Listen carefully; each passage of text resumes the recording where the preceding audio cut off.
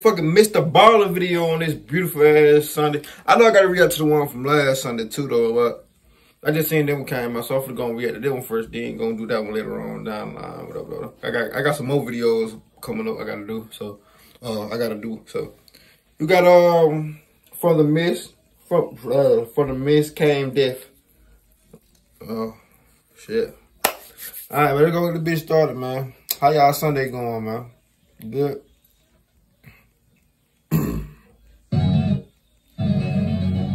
On the morning of August 3rd, 1915, during World War I, a 21-year-old Russian soldier named Vladimir Kotlinski looked out from behind the huge stone walls of Auschwitz Fortress in Poland. Out in front of him, he saw the same landscape he had been looking at for the last 6 months that he had been stationed at this fortress. It was a big, swampy forest that surrounded them on all sides. Additionally, in this swampy forest around them on all sides were dozens and dozens of trenches. Trenches are long, deep pits that soldiers will dig to both hide inside of when they're being attacked, and then also to launch their own attacks out of from behind their dirt walls. And these trenches that zigged and zagged all around Auschwitz Fortress were created by and now occupied by 7,000 German soldiers. And during World War I, the Russians were fighting the Germans. The Germans really wanted to take Auschwitz Fortress from the Russians. It was in a great strategic position with a railway passing right through it. There was also a river nearby and a main road, meaning whoever owned this fortress was greatly aided in moving critical wartime supplies and troops in a very hotly contested area. But despite the repeated attempts by these 7,000 Germans to take over Auschwitz Fortress over the past 6 months, they had all been repelled by Vladimir and the puny 900-man Russian force inside of the fortress. And so, by that morning, August 3rd, 1915, as Vladimir is looking out from the battlements over the trenches in the marsh down below, it was like both the Russians and the Germans had reached a sort of stalemate, where neither side was trying to attack the other, and neither side was leaving. They were just kind of staying put and doing nothing. In fact, over the last few weeks, there had been so little action from either side that the Russian soldiers inside the fortress got so bored, they began sneaking out the side door of the fortress to try to catch fish with their bare hands in the nearby river. But this morning, as Vladimir stood atop the wall, he noticed something strange happening in one of the trenches that was located closest to the fortress. It was still several hundred feet away, but he could see clearly down into this trench. And what he saw was there was this cluster of high-ranking German officers that were kind of huddled together, and they kept looking down at the ground at something inside of the trench that Vladimir couldn't see, and then they would look up at the sky and kind of wave their hands around, and then they'd look back down at the ground below them. Now, Vladimir had no idea what they were doing. I mean, again, he could not see what they were looking at in the trench, and when he looked up into the sky where they seemed to be looking, it just looked like a regular blue sky. But whatever they were doing, it was making Vladimir feel nervous. Vladimir was a young junior officer, which meant he was in charge of other soldiers, but because he was so new, he lacked experience and credibility, and so really wasn't considered a serious leader within the army. And so, Vladimir, as he's watching this strange behavior, was concerned that if he left now and told his superiors that he was worried about the Germans because they were looking at the sky funny and looking at the ground funny, that it would make him look like he was being paranoid and not a good leader. And so ultimately, Vladimir just looked at this cluster inside of the trench and decided, you know what, they're not shooting at us, there's no attack happening, so whatever they're doing, it can't be that big of a deal, and lately, no one's done anything, so why would that change now? And so Vladimir left the walls of Auschwitz Fortress and went down below to hang out with his friends. 3 days later, at 4 in the morning, the Russian soldiers who were up along the Auschwitz Fortress walls keeping watch that night noticed something strange out in the darkness near where the Germans were.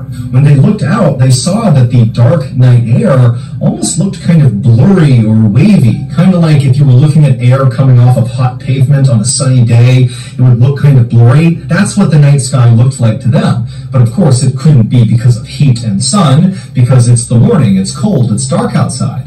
And so as these Russians are looking out, not sure what to make of this blurry air, they began calling up more Russians to go have a look and figure out what this was. And over the next couple of minutes, as the Russians looked out from behind the walls at this air, they realized what it was. It was this huge grayish-green cloud that was as wide as the fortress was, and the wind was blowing it in their direction. Now, the Russian soldiers had no idea what this was, and so they just kind of stood there watching it in stunned silence. And as they watched, they saw as the cloud would touch any vegetation like leaves on trees or the high grass in the marsh, it would all turn black and shrivel up. And then the soldiers began hearing a soft thump, thump, thump. Toxic gas? Thump, thump, thump, thump, out in the darkness, and it was the sound of birds dying and falling to the ground that were inside of this cloud. At this point, the Russians began to panic, and they began to run to sound the alarm to get the other soldiers up to prepare for an attack. But as they did, they began to smell this very harsh chemical smell coming into the fortress, and then before long, all the Russians could hear was the sound of their comrades coughing. It would turn out that strange behavior that Vladimir saw 3 days earlier of the German officers huddled together looking at the sky and then looking down at the ground and then back at the sky again, what they were doing was preparing for a chemical attack on Auschwitz Fortress. On the ground, out of sight of Vladimir, were canisters containing the poisonous gas, and when the officers would look up and put their hands up, they were gauging if the wind was strong enough and in the right direction to launch the attack.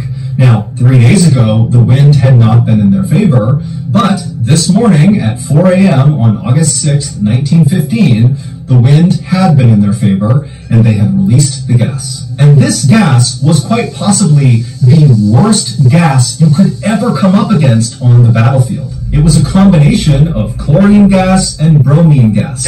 On their own, chlorine and bromine are very toxic. Toxic than a motherfucker. God damn. And can kill you. But when you mix those two gases, it becomes exponentially more dangerous. The gas mixture binds to moisture and then turns the moisture into hydrochloric acid. Meaning, if a person who did not have a gas mask on came in So if you came in contact with it, your ass dead when you smell it. Basically. Basically. So when you smell it, you this don't. Poisonous gas. When they inhaled it, it would literally fill their lungs with acid, which would dissolve them from the inside out. And then also, the gas would get into their eyes and into their nose, and the acid there would burrow holes into their skull. And once you come in contact with this gas, there's nothing anybody can do to save you. You're gonna die, except it's gonna take a really, really long time. You don't just immediately dissolve. It's this long, drawn-out, excruciatingly painful process. By this point in World War I, chemical warfare was really not being used by anybody, and so as a result, the Russian army did not outfit their soldiers with gas masks. The German army did, and they knew the Russian army did not.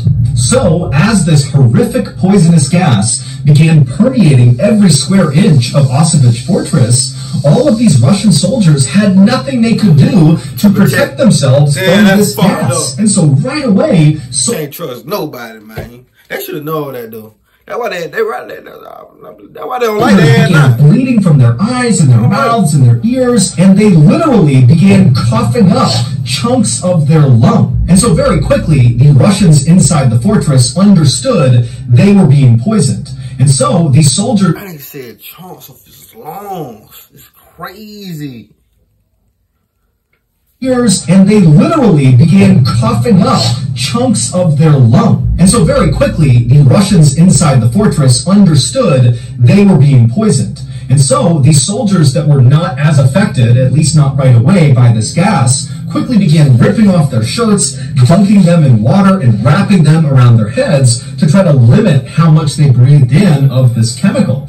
But it really didn't do much to stop the chemical. In fact, these makeshift gas masks might have made it worse because the gas would have bound to the moisture on the shirt. And so the Russians were totally doomed. They were surrounded on all sides outside the walls by their enemy, And then inside the fortress was this gas, and there was no ventilation in the fortress, and so there was nowhere to go. They couldn't escape death no matter where they went. And so Vladimir, he was one of the guys that was still on his feet inside of the fortress, and he stumbled over to this narrow window on the side of the fortress walls, and he looked out and he saw all these Germans running towards them, firing their machine guns, artillery's being fired. I mean, he knows they are moments away from the Germans reaching the fortress door, coming inside, and killing every last one of them. But Vladimir's reaction to this was not being scared or being sad. Instead, he suddenly felt incredibly motivated. If they're going to come in here and kill us, then we're going to make it as hard as humanly possible. I know what I'm talking about, boy. You go out and Vladimir had a reputation for being totally fearless. Over the past 6 months that they had been under siege from the German army out in their trenches, anytime fighting broke out, Vladimir was always the first to run up and be right at the front line of fighting. And then several times when his comrades had been shot or wounded, Vladimir would run out into the line of fire to save the fallen soldiers. It was like Vladimir lacked any... Why need that nigga on Warzone? I need that nigga on Warzone. I need that nigga on Warzone with me playing. That nigga come back. What come back? For self-preservation. And so as the Germans I need that nigga in the Warzone with me. Fortress, artillery shells are hitting get on Call of Duty, constant gunfire. And Vladimir, he leaves his window and he marches back over to the open courtyard inside of this fortress where the 100 or so other still living Russian soldiers were. I mean, they're all gonna die. They've been totally poisoned by this gas, and it's just a matter of time now. But they're still on their feet, and Vladimir walks over to them, and even though, again, he's pretty junior, he stands up and he says to them, "This is our moment. We are all going to die. But what we do right now will define us." And the way Vladimir said it, he got those 100 soldiers who were on death's door to be so motivated so quickly that they rallied to him. And so as these men are literally bleeding out of their eyes, their mouths, they're coughing up pieces of their lung, Vladimir explained the plan. And then moments later, with Vladimir in front, this gaggle of soon-to-die Russian soldiers charged towards the gates, opened the fortress, and began running out towards the Germans, screaming with their bayonets lowered. Now, the Germans on the outside fully expected that this chemical attack would kill all of the Russians, that taking Auschwitz fortress would be super routine. At the beginning, when he was like, they going fishing and shit, they thought the other people, they thought they were going fishing and they won. They were trying to goddamn kill their ass the whole time. Because when they walked in, everybody would be dead. And so suddenly to have the fortress open and have these men that are covered in bloody rags and they're puking up pieces of their organs and they're stumbling forward like zombies with bayonets out, screaming like banshees, it scared the living out of the Germans. In fact, they were so quickly terrified by what they saw. I think that's the first time we ever heard Mr. Ballen cuss. I think. Screaming like banshees, it scared the living out of the Germans. In fact, they were so quickly terrified by what they saw, they literally dropped their guns, turned, and began running back towards their trenches. And as they did, Vladimir and his dead man army began picking off the Germans one by one. And then after Vladimir and the dead man army ran out of ammunition, they just continued staggering forward directly into the thousands of Germans in front of them and began picking up dead German weapons and firing them. And then when they got up to the trenches, where these retreating Germans had been so scared they had run into their own barbed wire, and so there's all these retreating Germans stuck on the barbed wire, the Russians just began bayoneting all these men that were stuck. And so at some point, as Vladimir is doing this, a German soldier ran up to him and bayoneted Vladimir right in the stomach. He ran him all the way through until the barrel of the gun was right up against his stomach. And Vladimir apparently looked down at this bayonet, knew he had been completely run through, and he looked up at the German who had just stabbed him, who was still holding the gun, and Vladimir spit blood and lung tissue all over this German's face, and then just began screaming directly at this guy. And so the German was so scared, he just dropped the gun, turned, tried to run, and then Vladimir was back on his gun with the bayonet still in his stomach, shooting at the Germans. The Germans were so completely caught off guard and terrified by Vladimir's... I call bullshit. Bruh, ain't no fucking way, bruh. Bruh, I'm just high, or this nigga just sound like Soulja Boy. For real, for real. He sound like Soulja Boy. His gun, with the bayonet still in his stomach, shooting at the Germans. The Germans were so completely caught off guard and terrified by Vladimir's dead man army counterattack that even though they outnumbered the Russians 70-1, they failed to take Auschwitz fortress. The main reason for that was the Germans who had escaped the counterattack and made it back to their trenches. They told the other German soldiers that the Russians had turned into zombies, literally, that they were undead, and so attacking them was pointless. They're already dead.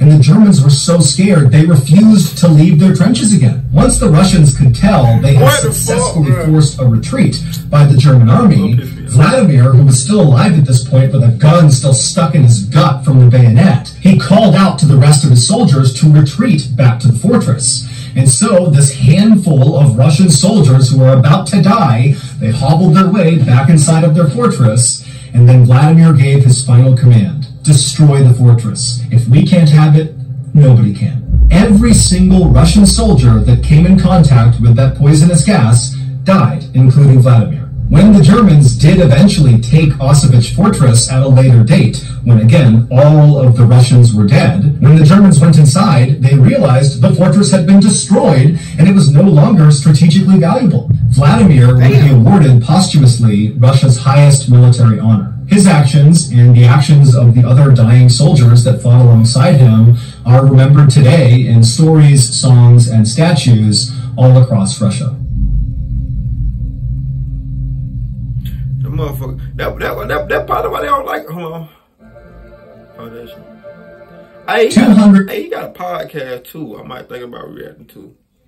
I seen a couple of videos. He got a podcast. Them bitches long as shit though. I ain't gonna even count. But damn, that shit crazy though. So the Russians, that's why they don't like each other now. Y'all know the DA. Y'all don't forget about history now. Yeah, you know the U.S. You know how we coming. yeah, we would have been flying jets and shit. We would have already been, we had jets and shit. You feel me? I think back then, no, we didn't. Not that far back. I don't think. Yeah, no. But we had it. Shit. Yeah, we would have been on that. Team USA, man. That being said. No, I really do. I do call Cap on that other shit he said though. He took the billionaire out, bro. He started yelling, cause he didn't shoot him or something like that. He just ran off. Okay. Anyway, man, give me your thumbs up, like, share, subscribe. See how motherfuckers on that video, man. Happy Sunday. Let's ride, nigga.